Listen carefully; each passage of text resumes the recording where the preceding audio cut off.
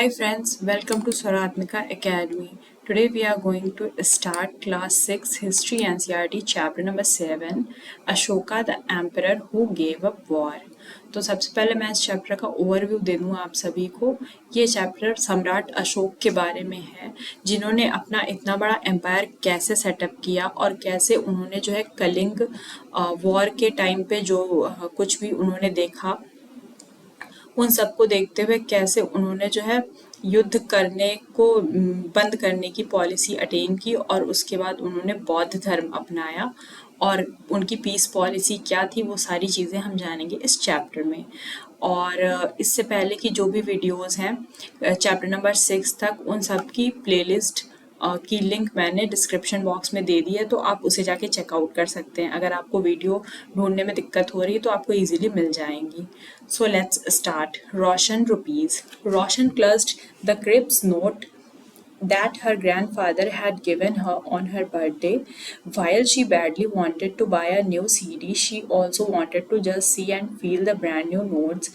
It was then that she noticed that all of them had a smiling face of Gandhiji printed on the right and tiny sets of lions on the left. What were the lions there for she wondered. मतलब कि एक रोशन नाम की लड़की है जिसे उसके दादाजी नोट देते हैं और उसके बाद वो जो है उस नोट से एक नई सीडी खरीदना चाहती है, बट जब वो नोट ध्यान से देखती है तो उसमें स्माइलिंग फेस गांधी जी का दिखता है और साथ ही कुछ शेर दिखाई पड़ते हैं। तो वो जानने की कोशिश करती है कि ये शेर और गांधी जी हमारे नोट पे क्यों बने हैं। तो ये सब इस स्टोरी में चलिए पता लगाने की कोशिश करते हैं। A very big kingdom and empire, एक बड़ा साम्राज्य। The lion that we see on our notes and coins have a long history. जो भी हम अपने नोट और कॉइन्स पे लॉयन देखते हैं उसकी पुरानी इतिहास है। They were carved in stone and placed on the top of a massive stone pillar at Sarnath. ये जो लॉयन है वो एक स्टोन पे खोदे गए हैं और वो सारनाथ में, जो कि बनारस में है, situated है वो pillar. Ashoka was one of the greatest ruler known to the history and on his instructions inscriptions were inscribed on pillars. Ashoka जो थे वो ग्रेट रूलर थे हमारे इतिहास के और उनके इंस्ट्रक्शंस जो हैं एक पिलर पे लिखे गए हैं, as well as rock surfaces, और उनके इंस्ट्रक्शंस कुछ रॉक सर्फेसेस पे भी लिखे गए हैं यानी कि पत्थरों पे भी उकेरे गए हैं। Before we find out what has written in these inscriptions let us see why these kingdoms were called an empire. इससे पहले कि हम लोग उन इंस्क्रिप्शंस के बारे में जाने, हम ये जानने की कोशिश करेंगे कि किंगडम को एम्पायर क्यों कहते हैं। The empire that Ashoka ruled was found by his grandfather Chandragupta Maurya more than 2300 years ago. जो अशोका रूल कर रहे थे उनका एम्पायर जो है वो चंद्रगुप्त मौर्य के द्वारा सेटअप किया गया था 2300 साल पहले। Chandragupta was supported by the wise man named Chanakya and Kautilya. Chandragupta जो थे उसको किसने सपोर्ट किया था, चाणक्य या फिर कौटिल्य। मतलब एक इंसान के तीन नाम हैं। चाणक्य के आप लोग याद कर लीजिएगा, एग्जाम में पूछे जा सकते हैं। चाणक्य, कौटिल्य और एक नाम और मैं आपको बता दूं, विष्णुगुप्त। तो ये चाणक्य के तीन नाम थे। Many of Chanakya ideas were written down in the book called the अर्थशास्त्र। चाणक्य के जो आइडियाज थे वो अर्थशास्त्र नाम की एक बुक में लिखे गए हैं और चाणक्य की ये जो बुक है वो अर्थशास्त्र से आप ये मत समझ लीजिएगा कि ये इकोनॉमी पे लिखी हुई बुक है, ये पॉलिटी पे लिखी हुई बुक है, यानी कि उस समय का राजनीतिक इतिहास इसमें बताया गया है। उसके बाद चलते हैं डायनेस्टी। डायनेस्टी क्या होती है? When members of the same family become rulers one after another, the family is often called dynasty. यानी कि एक फैमिली के मेंबर्स एक के बाद दूसरा जब राजा बनता है, जैसे कि राजा हुआ, राजा का बेटा, फिर उसके बाद राजा बना, फिर उसका बेटा राजा बना, तो इस तरीके से जो सीरीज फॉलो होती है उसको डायनेस्टी बोलते हैं। The Mauryan were a dynasty with three important rulers, Chandragupta, his son Bindusara and Bindusara son Ashok. यानी कि सबसे पहले चंद्रगुप्त राजा हुए, उसके बाद बिंदुसार चंद्रगुप्त का बेटा था और बिंदुसार का बेटा कौन था, अशोक था। तो इस तरीके से जो है डायनेस्टी का एक एग्जाम्पल दिया हुआ है। उसके बाद चलते हैं नेक्स्ट पैरा पे। The places where inscriptions of Ashoka has been found were marked with red dots. These were included within the empire. Name the countries where Ashokan empire have been found. Which Indian state were outside the empire? तो यहाँ पे जो है कुछ map में inscriptions जो है अशोक के जहाँ भी पाए गए हैं वहाँ की ये रेड रेड कलर की डॉट्स दी हुई है मार्क करके पूरे इंडिया में।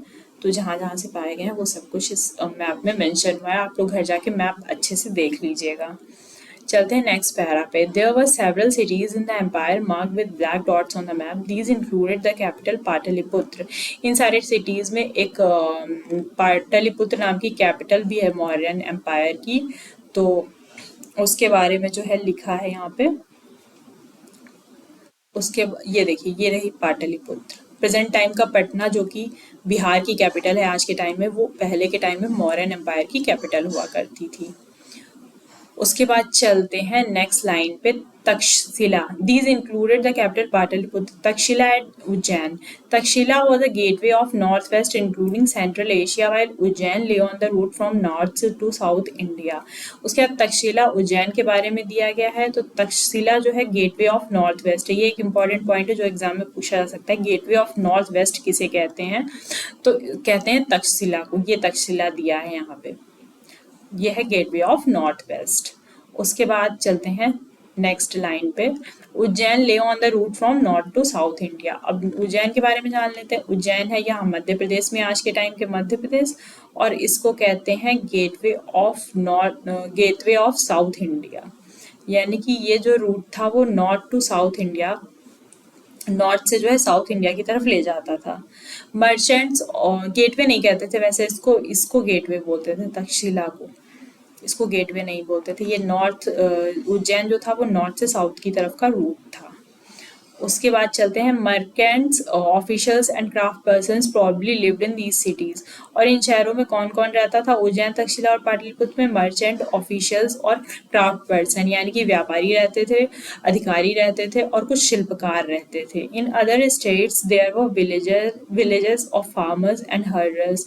और अदर स्टेट्स में मौर्यन एम्पायर जो है था वो पूरे इंडिया में भी फैला था और इंडिया के बाहर बाहर का, ये पाकिस्तान अफगानिस्तान वाला एरिया, यहाँ पर भी जो है इनके इंस्क्रिप्शन मिले हैं अशोका के। तो ये पता चलता है कि ये पूरे इंडिया और इंडिया से बाहर के भी एरियाज में फैला हुआ था। तो वही बताया जा रहा है कि इतना बड़ा एम्पायर जो है वो कैसे गवर्न होता था, ये सब कुछ इस पैरा में बताया जा रहा है। In other areas there were villages of farmers and herders.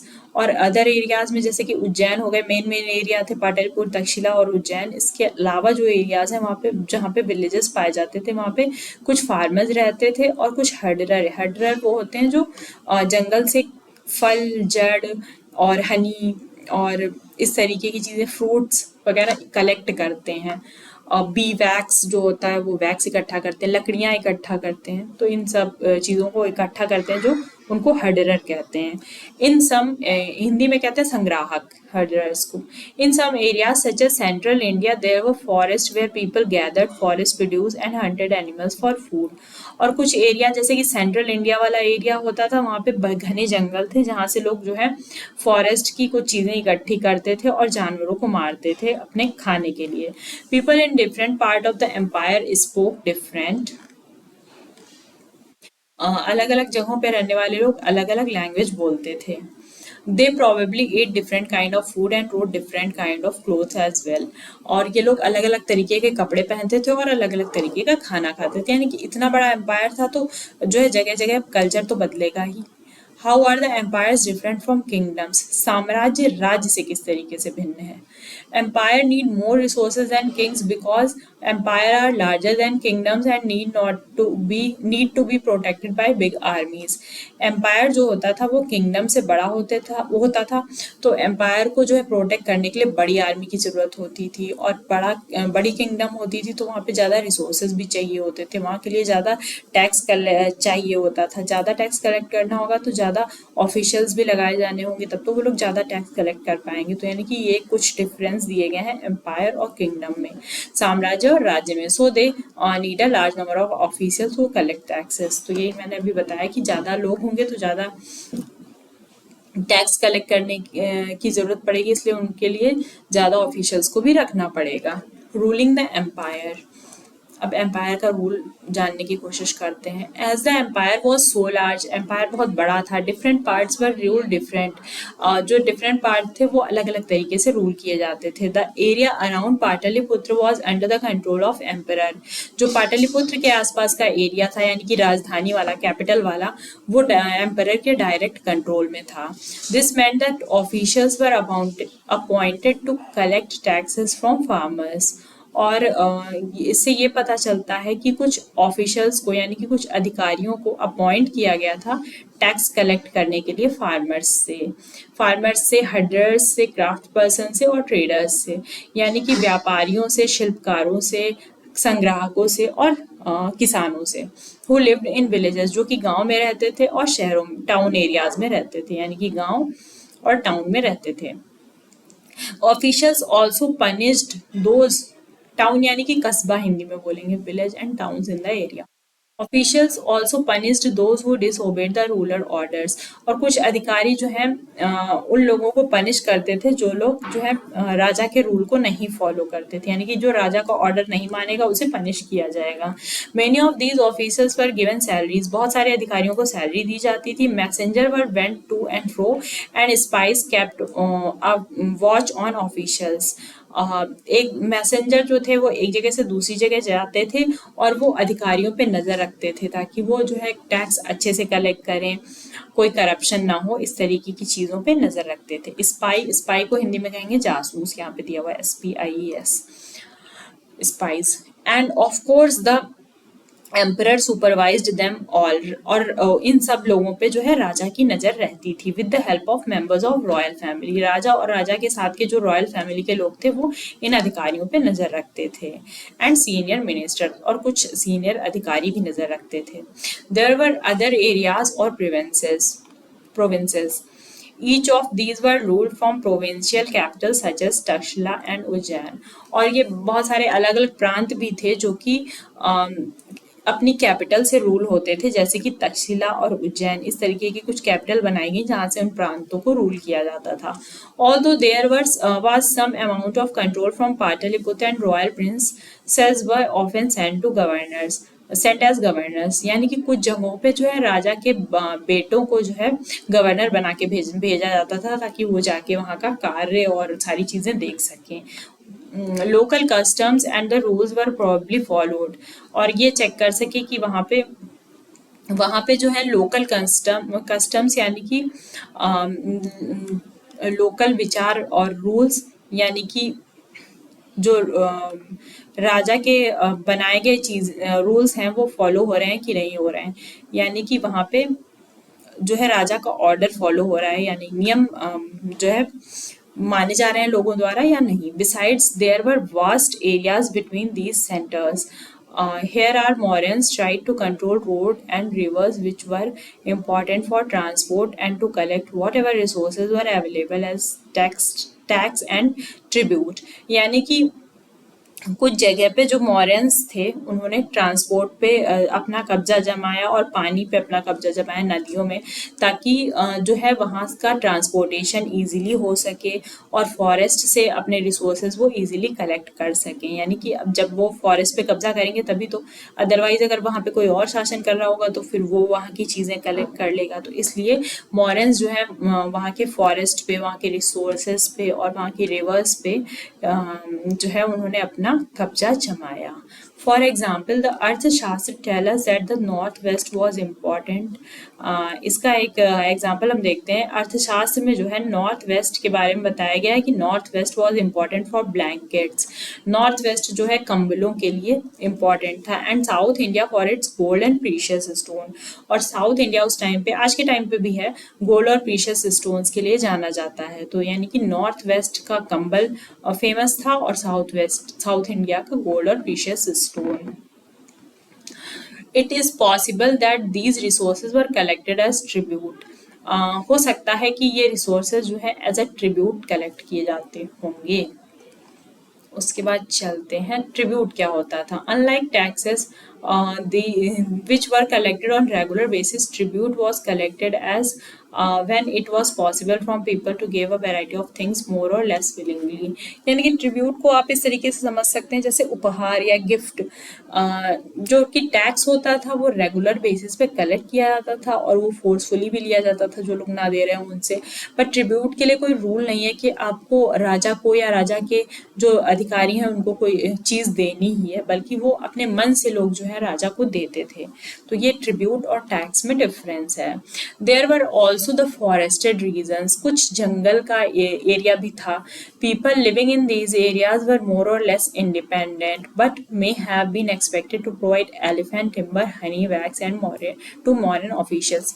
जंगलों में रहने वाले जो लोग थे वैसे तो वो इंडिपेंडेंट थे, उनसे कोई टैक्स वैक्स लिया नहीं जाता था, बट स्टिल वो जो है राजा के अधिकारियों को वैक्स देते थे जो कि जंगलों से इकट्ठा होता था, हनी देते थे, टिम्बर देते थे, टिम्बर यानी कि लकड़ी, इमारती लकड़ी जिससे फर्नीचर बनाया जाता है, एलिफेंट देते थे। तो यानी कि जो चीज़ें उन्हें जंगलों से मिल जाती थी वो दे देते थे। The emperor and the capital city. उसके बाद चलते हैं नेक्स्ट पैरा पे। Megasthenes was an ambassador who was sent to the court of Chandragupta by the Greek ruler west Asia named Seleucus Nicator. यानी कि एक सेलुकस निकेटर वेस्ट एशिया का राजा था जिसने अपना जो है एम्बेसडर राजदूत भेजा मेगास्थनीज नाम का चंद्रगुप्त मौर्य के दरबार में। तो यानी कि मेगास्थनीज कौन था? वो सेलुकस निकेटर का राजदूत था जो कि चंद्रगुप्त मौर्य के दरबार में आया। तो मेगास्थनीज की बुक का नाम भी आप लोग याद कर लीजिएगा, इंडिका नाम की बुक इसकी थी और ये क्वेश्चन एग्जाम में बहुत बार पूछा भी गया है। Megasthenes wrote an account about what he saw. Indica book में इसने वो सब कुछ लिखा जो कि उसने इंडिया में देखा कि यहाँ पे राजा कैसे रहते थे, कैसा इंडिया का कल्चर था, ये सब कुछ उसने लिखा। Here is a part of his description. यहाँ पे कुछ पार्ट दिया गया है उसके लिखे हुए डिस्क्रिप्शन का। The occasions on which the emperor appears in public are celebrated with grand royal possessions। मतलब कि ऐसे कुछ occasions होते थे जहाँ पे राजा की एंट्री होनी होती थी, राजा पब्लिक के सामने आता था, उनको बहुत ही रॉयल तरीके से सेलिब्रेट किया जाता था, राजसी तरीके से। He is carried in a golden palanquin. Palanquin का मतलब होता है पालकी। राजा को जो है एक गोल्डन पालकी में बिठा के लाया जाता था। His guards ride elephant decorated with gold and silver. राजा के जो गार्ड होते थे वो एलिफेंट को लेके चलते थे जो कि गोल्ड और सिल्वर से डेकोरेट किए जाते थे elephants. Some of the guards carry trees on which live birds, including a flock of trained parrots, and circle about the head of emperor। कुछ गार्ड जो होते थे वो अपने साथ पेड़ लेकर के चलते थे और जिन पे बहुत सारे चिड़िया और पैरट्स का एक झुंड होता था और वो राजा के सर के चारों तरफ चक्कर लगाते थे। यानी कि पैरट राजा के सर के चारों तरफ चक्कर लगाते थे। The king normally surrounded by armed women. और राजा जो होता था वो शस्त्रधारी महिलाओं के से घिरा रहता था ताकि उस टाइम पे जानते हैं राजा को कितना खतरा होता था, तो इन सारे खतरे से बचने के लिए वो उसकी इतनी सिक्योरिटी रहती थी। He is afraid that someone may try to kill him. He has special servant to test the food before he eats. राजा के सर्वेंट होते थे जो खाने को चखते थे खाने से पहले, मतलब राजा जो खाना खाएगा उससे पहले उसके सर्वेंट उसको खा करके चखते थे ताकि किसी ने कुछ मिलाया ना हो। He never sleeps in the same bedroom for 2 nights. राजा 2 रात से ज्यादा एक बेडरूम में नहीं सोता था, यानी कि सोने की जगह बदलता रहता था ताकि किसी को पता ना चले कि राजा उस रूम में सो रहा है और रात में कोई उसकी हत्या ना कर दे। And about Pataliputra modern Patna. आज के टाइम का पटना वही मैंने बताया था पिछले पैरा में, पहले के टाइम का पाटलिपुत्र था। तो पाटलिपुत्र के बारे में मेगास्थनीज ने क्या लिखा है चलिए जानते हैं। This is a large and beautiful city. ये एक बड़ा और खूबसूरत शहर है। It is surrounded by a massive wall. ये एक बड़ी सी दीवार से घिरा हुआ है। It has 470 towers and 64 gates. तो ये याद कर लीजिएगा, आप लोग किसी एग्जाम में पूछा जा सकता है कि पाटलिपुत्र में कितने टावर थे? 570, 570, और कितने गेट थे? 64 गेट थे। The houses of 2 and 3 stories are built of wood and mud brick. 2 या 3 मंजिला घर हुआ करते थे जो कि मिट्टी की ईंटों से बने थे और लकड़ियों से बने थे। The king's palace is also of wood and decorated with stone carvings. राजा का जो महल था वो भी लकड़ी और स्टोन की कार्विंग्स को डेकोरेट करके बनाया गया था, यानी कि पत्थर पे आकृतियां उकेर के जो है खूबसूरती से बनाया गया था और वो सारी चीजें महल में उनसे महल को सजाया गया था। It is surrounded with gardens and enclosure of for keeping birds. राजा का जो महल था वो गार्डन से चारों तरफ, उसके चारों तरफ गार्डन था और वहां पे कुछ इंक्लोजर भी थे जिसमें चिड़ियों को रखा जाता, मतलब चिड़िया को रखने के लिए भी कुछ जगह थी। Why do you think the king had special servant to taste the food he eat? ये पता लगाने के लिए कि राजा के खाने में कहीं किसी ने कुछ मिलाया तो नहीं है। In what ways the Pataliputra different from Mohenjodaro? अब पाटलिपुत्र मोहनजोदाड़ो से कैसे डिफरेंट था? अब याद करने की कोशिश करो कि पिछले जो आरंभिक नगर नाम का चैप्टर था, अर्लीस्ट सिटीज, उसमें क्या दिया था कि मोहनजोदाड़ो की जो है टाउन प्लानिंग सबसे ज्यादा इम्पोर्टेंट थी। वहां पे दो मेन बिल्डिंग्स पाई गई थी, ग्रेनरी पाई गई थी और ग्रेट बाथ पाया गया था।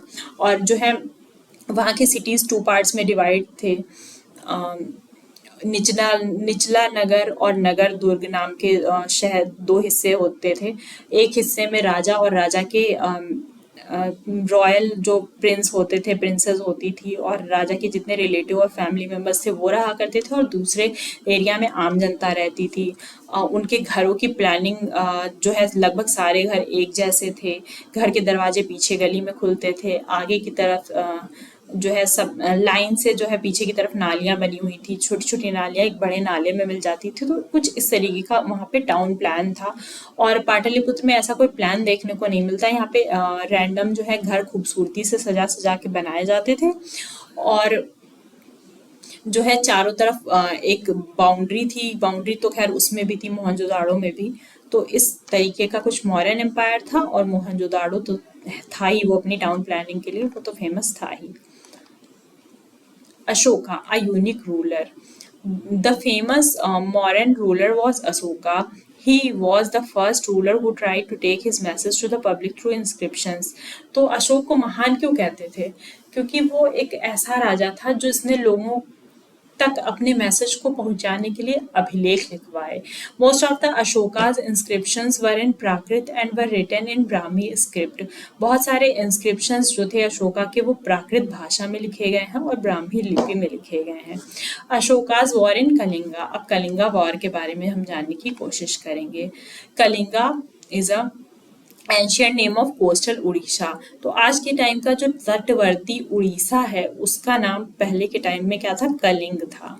Ashoka fought a war to conquer Kalinga, यानी कि अशोक ने कलिंग को जीतने के लिए युद्ध लड़ा। However he was so horrified when he saw the violence and bloodshed that he decided not to fight any more Wars.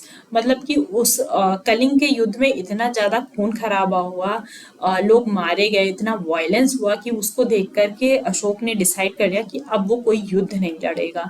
He is the only king in the history of world who gave up conquest after winning the war. ये एक ऐसा राजा था जिसने युद्ध जीतने के बाद भी ये डिसाइड किया कि अब मैं कोई युद्ध नहीं लड़ूंगा, give up the war. Ashoka's inscription describe the Kalinga. Ashok का ऐसा इंस्क्रिप्शन जो कलिंगा वॉर को डिस्क्राइब करता है। इसके कुछ पार्ट्स जो है यहाँ पे दिए हुए हैं, पढ़ लेते हैं। This is what Ashoka declared in one of the inscriptions. 8 years before becoming king, I conquered Kalinga. राजा बनने के 8वें साल में मैंने कलिंग को जीता। About 1.5 lakh people were captured. लाखों लोगों को कैप्चर किया गया, and more than 1 lakh of people killed. और लाख से ज्यादा लोग मारे गए। This filled me with sorrow. इन सब चीजों ने मुझे दुख से भर दिया। Why? क्यों? Whenever an independent land is conquered, lakhs of people die and many are taken prisoner. Brahmins and monks also die.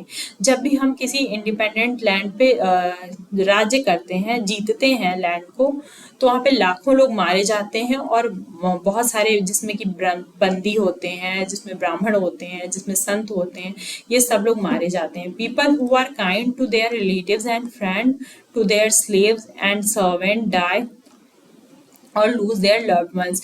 यानी कि कुछ लोग मारे जाते हैं, कुछ उनके रिलेटिव और फ्रेंड्स मारे जाते हैं, सर्वेंट मारे जाते हैं, या तो लोग जिंदा नहीं बचते, या तो उनके जो है अपने जो लोग होते हैं उनको वो खो देते हैं। मतलब ये बताने की कोशिश की है कि कितना खून खराबा होता है एक युद्ध में। That is why I am sad. इस वजह से मैं दुखी हूँ। And have decided to observe dhamma and to teach others about it as well. तो इस तरीके से जो है मैं दुखी हूँ एंड मैंने आज ये डिसाइड किया है कि मैं धम्मा पॉलिसी को फॉलो करूंगा और दूसरों को भी ये सिखाऊंगा। तो धम्म क्या होता है अभी जानेंगे नेक्स्ट पैरा में।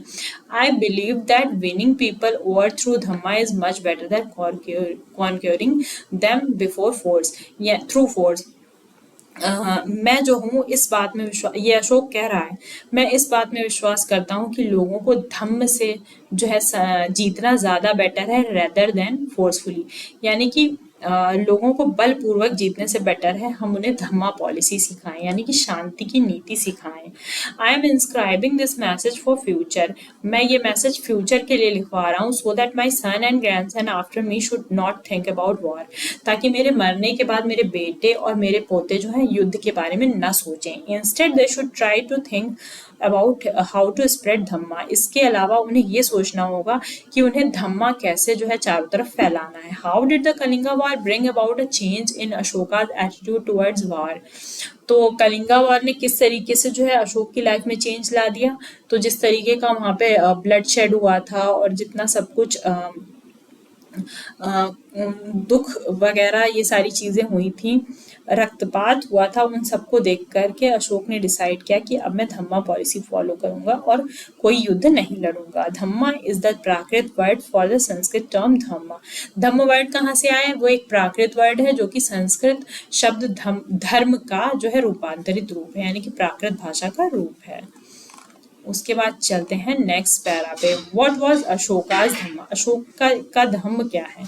अशोकास dhamma did not involve worship of god और परफॉर्मेंस ऑफ सेक्रीफाइस। अशोक का धम्म ऐसा नहीं है जिसमें भगवान की पूजा होती है या कोई सेक्रीफाइस परफॉर्म की जाती है। He felt that just as a father tried to teach his children he had a duty to instruct his subjects. जैसे पिता अपने बच्चे को समझाता है, वैसे ही अशोक ने सोचा कि राजा की भी ड्यूटी होती है अपनी प्रजा को शिक्षा देने की। He was also inspired by teaching of Buddha. वो बुद्ध के उपदेशों से भी प्रभावित था। There were a number of problems that troubled him. बहुत सारी problems थी जिसने उसे परेशान किया. People in the empire followed different religions and he sometimes led to conflict. तो कौन कौन सी problems थी ये पीछे एक क्वेश्चन भी दिया है. अभी हम लोग एनी टेक्स्ट क्वेश्चंस जब करेंगे तो वहाँ पे मैं बताऊंगी कि किस तरीके से जो है अशोक को कौन कौन सी बातें परेशान करती थी. तो यहाँ पे ध्यान से पढ़ लीजिएगा आप लोग. तो पहला क्या था? People in the empire follow different religions and his sometimes led to conflict. तो जो उसके एम्पायर के लोग थे वो अलग अलग धर्म को फॉलो करते थे, तो इस वजह से कभी कभी उनके बीच विवाद हो जाता था. एनिमल्स वर सैक्रिफाइस्ड, जानवरों की बलि दी जाती थी. Slaves and servants were ill treated, slaves और सर्वेंट के साथ जो है बुरा व्यवहार होता था. Besides these were cruel in families and among neighbours, और इसी वजह से लोगों के बीच और पड़ोसियों के बीच झगड़े होते थे, फैमिली में झगड़े होते थे. Ashoka felt it was his duty to solve these problems. Ashok ने ऐसा महसूस किया कि ये उसका दायित्व है कि वो इस प्रॉब्लम को सॉल्व करे, इन सारी प्रॉब्लम्स को सॉल्व करे. So he appointed officials known as dhamma mahatma who went from place to place teaching people about. इसकी वजह से उसने जो है धम्म महामात्र लोगों की नियुक्ति की जो एक जगह से दूसरी जगह जाते थे, टीचिंग अबाउट धम्मा. यानी कि धम्म महामात्र वो लोग होते थे जो एक जगह से दूसरी जगह जाते थे, जिनको अशोका ने अपॉइंट किया था धम्मा, लोगों को धम्मा के बारे में बताने के लिए. मतलब कि एक जगह से दूसरी जगह जाते थे और सबको धम्म की शिक्षा देते थे. Beside Ashoka got his messages inscribed on the rocks and pillars, instructing his officials to read his message to those who could not read it themselves. और कुछ उन्होंने ऐसे अधिकारियों को भी नियुक्त किया था जो लोगों को मैसेज जो है रॉक्स पे लिखे हुए, पिलर्स पे लिखे हुए मैसेजेस को पढ़ के सुनाए. जिन लोगों को पढ़ना लिखना नहीं आता है तो उन तक भी ये मैसेज इजीली पहुंच सके, इसलिए जो है उन्होंने ऑफिशियल्स की नियुक्ति की थी. अब यहाँ पे एक स्टैचू है, बुल का स्टैचू है, जिसके बारे में बताया गया है कि ये जो है बिहार के रामपुरवा नामक जगह से पाया गया है, जो कि अभी प्रेजेंट टाइम में राष्ट्रपति भवन में रखा गया है. The Rampurwa bull look at the finally polished stone sculpture. This was the part of modern pillar. ये मॉडर्न पिलर का पार्ट था जो कि रामपुरवा में पाया गया था and has now been placed in Rashtrapati Bhavan, जो कि प्रेजेंट टाइम में राष्ट्रपति भवन में रखा है. It is an example of skill and sculpture of that time. तो उस टाइम की ये स्किल और स्कल्पचर का एक एग्जाम्पल है, जो कि ये पिलर है पिलर पे बना हुआ था और प्रेजेंट टाइम में ये राष्ट्रपति भवन में रखा हुआ है। Ashoka also sent messages to spread ideas about Dhamma to their land such as Syria, Egypt, Greece and Sri Lanka. Ashoka जो थे उन्होंने अपने कुछ मैसेंजर्स को जो है सीरिया, इजिप्ट, ग्रीस और श्रीलंका भेजा ताकि वो वहाँ पे जाकर के धम्मा के बारे में लोगों को बता सकें। Try and identify these on map 6. He built road, dug wells and built rest houses. Besides, he arranged for medical treatment for both human beings and animals. तो यानी कि अशोका ने क्या क्या काम करवाए, रोड बनवाई, कुएं खुदवाए और लोगों के लिए रहने के लिए धर्मशाला बनवाई रेस्ट करने के लिए। Besides he arranges medical treatment for both human beings and animals, और इसके अलावा लोगों के मेडिकल ट्रीटमेंट की व्यवस्था करवाई और कुछ जानवर और लोगों दोनों के लिए, मतलब जानवरों के लिए भी मेडिकल ट्रीटमेंट का अरेंजमेंट कराया और इंसानों के लिए तो करवाया ही था।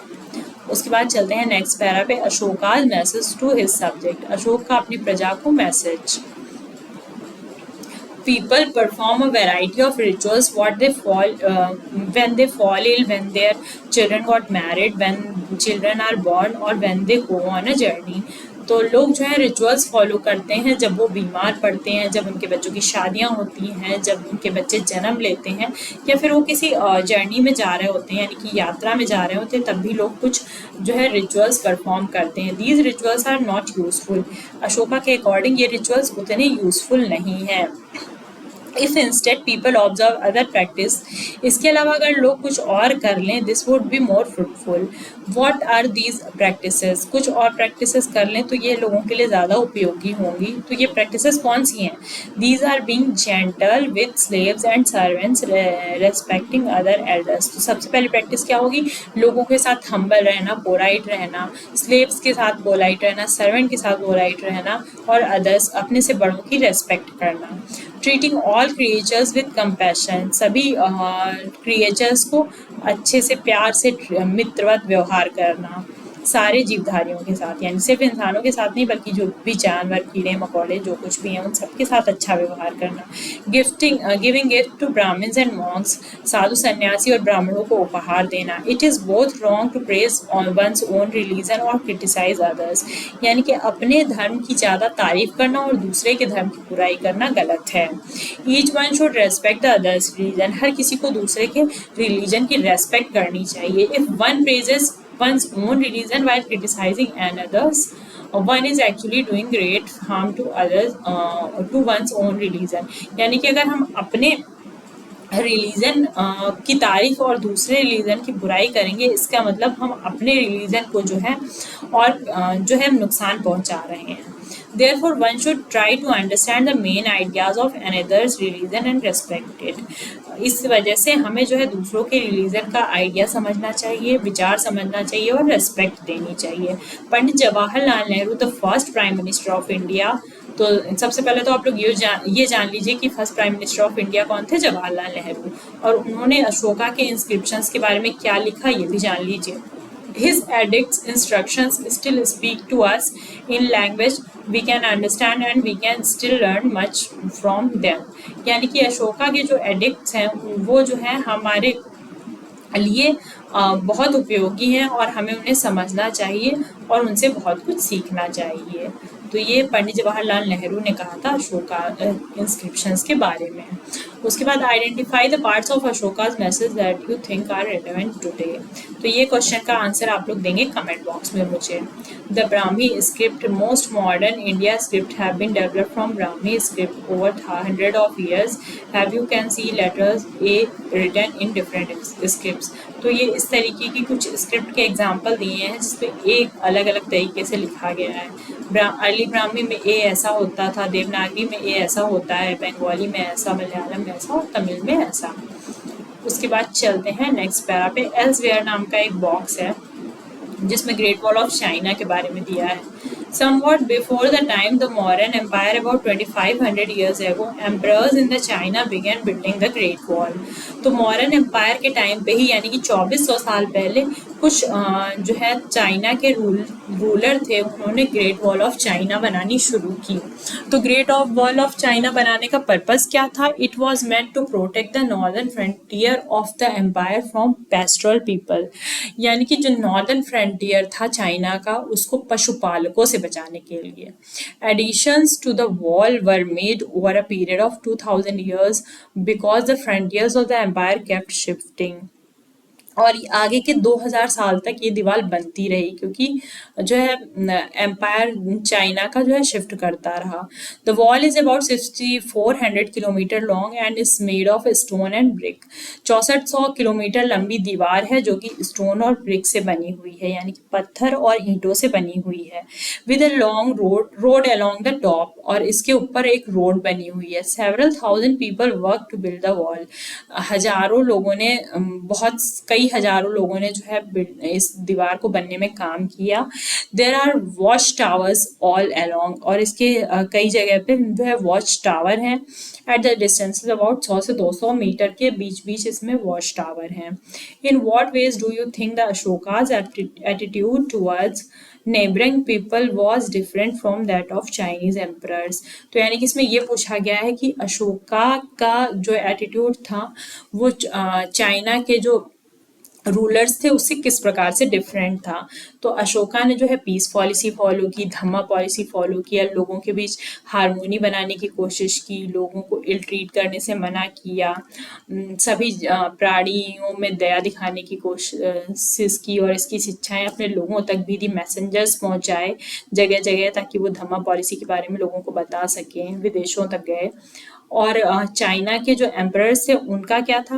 वो अपने एम्पायर को एक्सपेंड करना चाहते थे, और उनको किसी से दया भाव और सद्भावना से मतलब नहीं था। उन्हें बस अपना जो है अपनी महत्वाकांक्षा को पूरा करना रहता था। You live in Kalinga and your parents have suffered in the war. Messengers from Ashoka have just arrived with new ideas about Dhamma. Describe a dialogue between them or your parents. तो ये question आप लोगों की करने वाला है, ये आप लोग बैठ के इमेजिन कीजिएगा। Let's recall. तो सबसे पहला क्वेश्चन ये है, एंड टेक्स्ट क्वेश्चंस पे चलते हैं हम लोग। Make a list of the occupations of the people who live with in a Mauryan empire.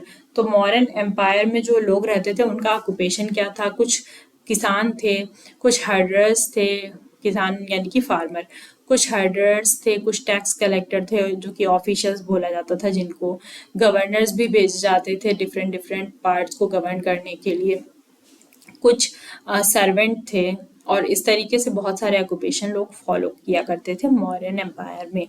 Complete the following sentences. Officials collect dot dot dot tax from the area under the direct control of the ruler. The royal princes often went to provinces as governor. तो governor बना के राजा के बेटों को भेजा जाता था। The Mauryan rulers tried to control river and road which were important for transport. People in the forest region provided the Mauryan officials with elephant wax, honey, timber. तो यानी कि फॉरेस्ट के जो लोग थे वो मॉडर्न ऑफिशियल्स को क्या देते थे? एलिफेंट देते थे, वैक्स देते थे, टिम्बर देते थे, हनी देते थे। Ujjain was gateway of north west. True. Chandragupta's ideas were written down in Arthashastra. wrong।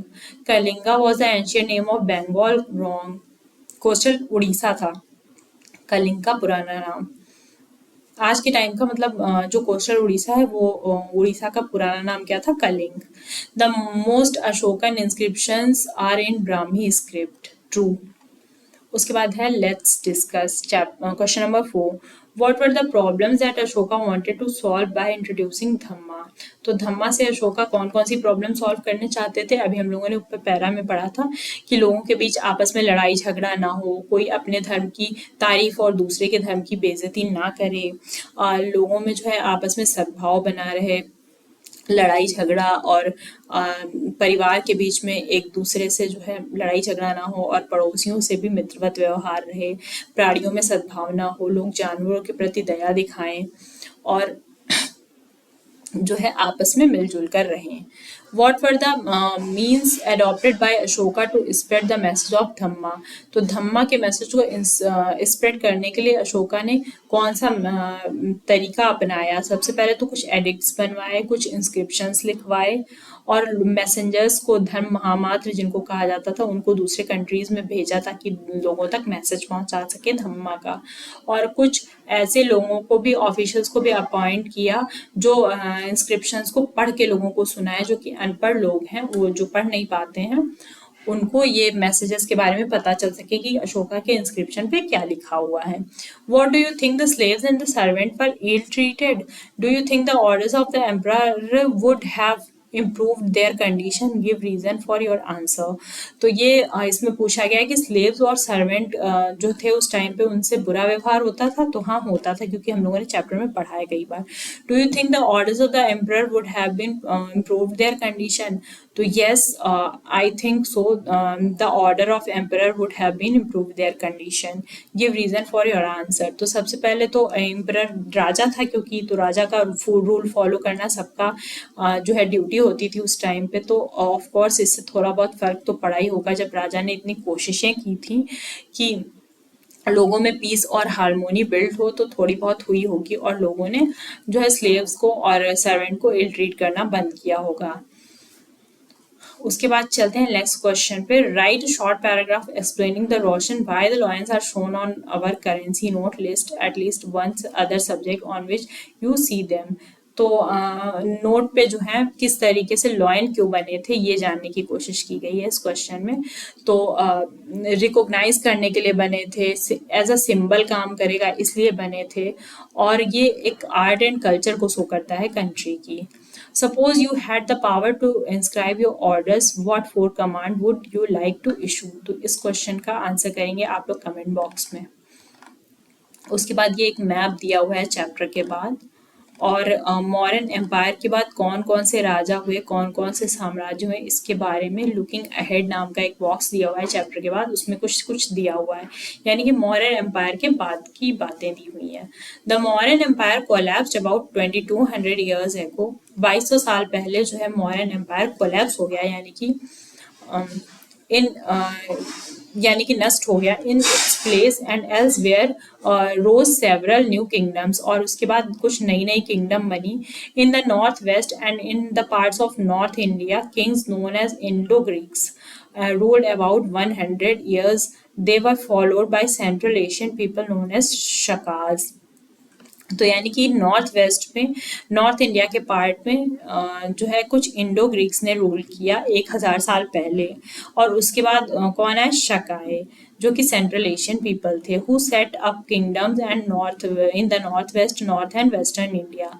Some of these kingdoms lasted about 500 years ago, और इनमें से कुछ किंगडम जो थी वो 500 साल पहले तक जीवित रहीं।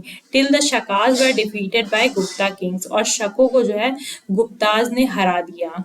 The Shakas in turn were followed in the Kushanas about 2000 years ago. और उसके बाद कौन है? कुषाण आए 2000 साल पहले। You will learn more about Kushanas in chapter 9. कुषाणों के बारे में हम लोग चैप्टर 9 में पढ़ेंगे। In the north and in the part of central India, a general of the Mauryans named Pushyamitra Sung set up the kingdom.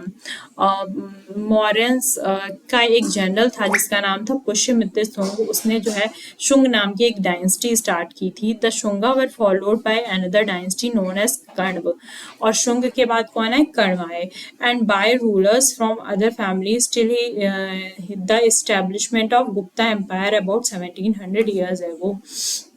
और कुछ other family के भी रूलर आए, और उसके बाद फिर एक गुप्ता एम्पायर एस्टेब्लिश हुआ 1700 साल पहले। The Shakas who ruled over the parts of western India fought several battles with the Satavahanas. तो यानी कि शकों का युद्ध जो है सातवाहनों से हुआ, जो जिन्होंने रूल किया, who ruled over western and parts of central India, जिन्होंने वेस्टर्न पार्ट पे इंडिया के और सेंट्रल इंडिया पे रूल किया। The Satavahana kingdom which was established about 2100 years ago, सातवाहनों ने 2100 साल पहले एस्टेब्लिश किया, and lasted about 400 years around 1700 years ago. और 1700 साल पहले तक रहे। A new ruling family known as Vakatakas become powerful in central and western India. और एक वकाटक नाम का एक नया राजवंश आया जो कि वेस्टर्न इंडिया में और सेंट्रल इंडिया में रूल करने लगा। In the south India the Cholas, Cheras and Pandyas rule between 2200 and 1800 years ago. South India में चोल, चेर और पांड्य नाम के राज्य हुए जो 2200 से 1800 साल पहले रूल किए।